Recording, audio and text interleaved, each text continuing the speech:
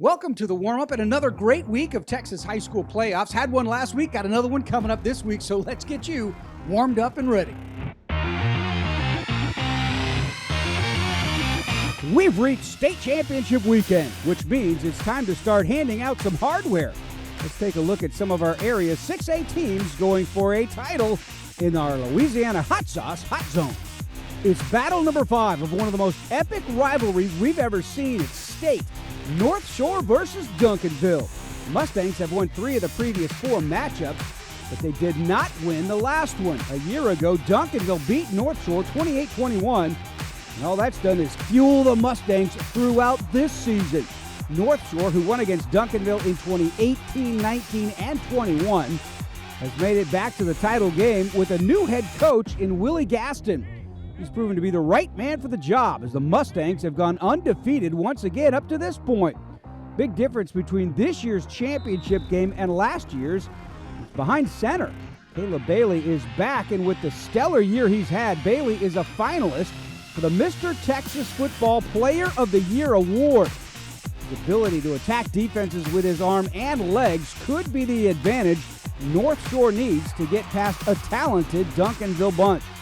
Boy, are they talented. Duncanville is one of the nation's best defensive players in Colin Simmons, one of the nation's best wide receivers in DeCorian Moore, and one of the best running backs in the nation in Caden Durham. So yeah, it's a tall task indeed. But don't forget, North Shore also has D1 talent with Christopher Barnes at receiver, Devin Sanchez in the defensive backfield as well. To say this one is a can't miss would be a definite understatement.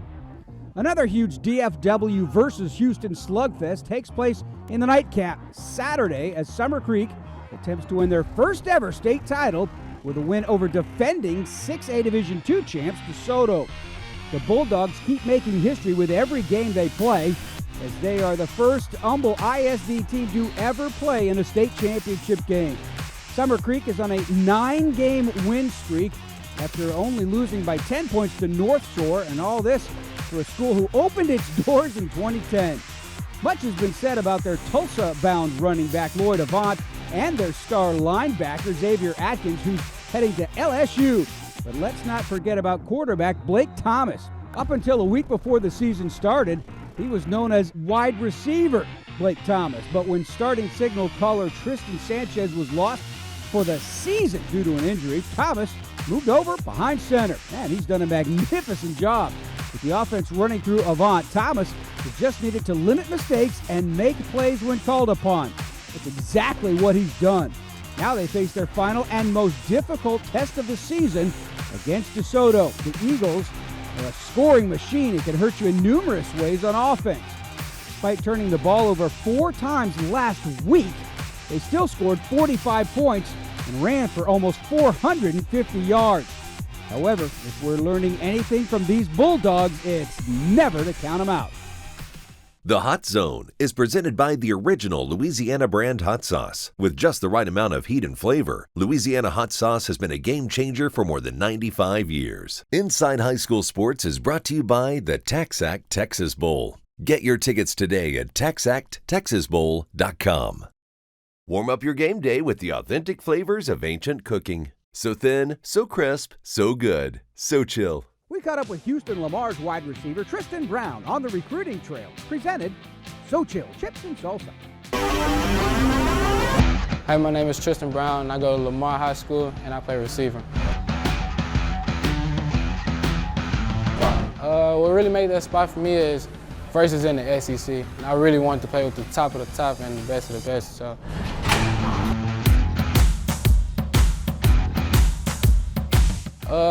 I'm really a well-known leader on the field.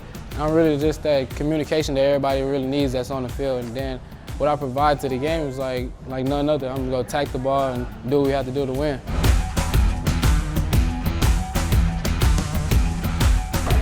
What I really love about my career playing at Lamar was the brotherhood and the brother bonds that I have created up here since my freshman year all the way up to my senior year. And then especially like the coaches, I really have a good bond with them outside of football. They check on me every other day and just check and see how I'm doing. And I really just enjoy my life at Lamar. And it's just some bonds that I just will carry for life.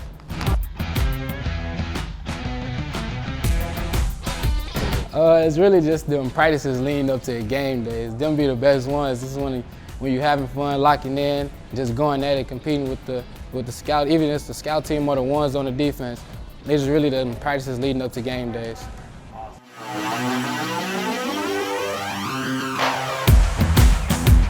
There's a 4A state final to keep an eye out for as well, and we preview it in The Hype. All season long, we've been saying Belleville is a dominant team, but with all their blowout victories, how would they do in a close game? Well, last week we found out, and guess what? The Brahmas are still marching on. They needed to stuff a 2-point conversion with 19 seconds left against Wimberley, and the Belleville defense answered the bell. Their reward for the 35-33 victory? A trip to the 4A Division II state championship game and their first title performance since 1977.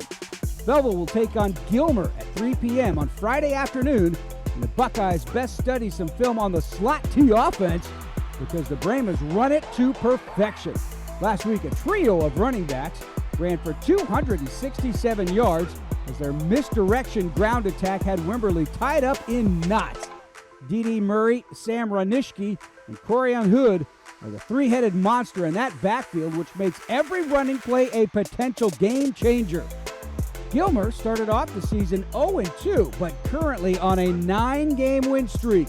The Buckeyes defense has given up quite a few points to talented offenses, so look for that to be an advantage. Belleville. Inside High School Sports is brought to you by the TaxAct Texas Bowl. Get your tickets today at TaxActTexasBowl.com. Warm up your game day with the authentic flavors of ancient cooking. So thin, so crisp, so good. Xochitl. Let's take a look back at who won our defensive title belt. Plus, see who might come home with one this week in The Buzz.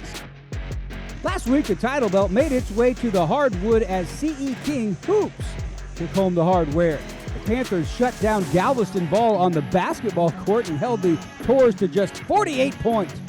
This week, the belt might find its way back to the gridiron as North Shore will have to shut down a powerful Duncanville offense to win another state championship. Hey, that's going to do it for today's show. Thanks for joining us. We hope you are now warmed up for some Texas high school football championship action.